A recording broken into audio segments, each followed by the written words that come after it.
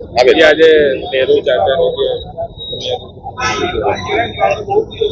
સ્વતંત્ર ભારતના પ્રથમ વડાપ્રધાન શ્રી સ્વર્ગીય જવાહરલાલ નહેરુજી રૂપે નહેરુ ચાચાજીની આજે પુણ્યતિથિ છે.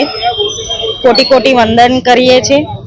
જે દેશમાં આઝાદી પછી સોય પણ નથી બનતી, ભૂખમરો હતો, જે દેશના ખેડૂતો બેહાલ હતા, એ દેશ માટે આજે જે આધુનિક ભારતના ઘડવૈયા હોય તો એ પંડિત જવાહરલાલ નહેરુ હતા.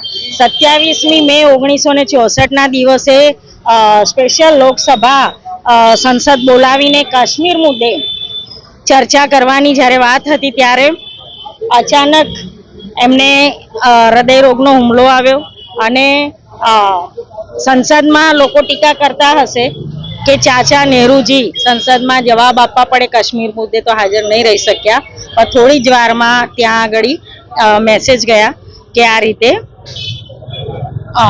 દેહાંત થયું છે. આ દેશની અંદર જે પણ કંઈ આજે આધુનિક જે યુગ છે એ પંડિત જવાહરલાલ નહેરુને આભારી છે અને દેશ આજે પણ જવાહરલાલ નહેરુના નાખેલા પાયાના આધારે ચાલી રહેલો છે.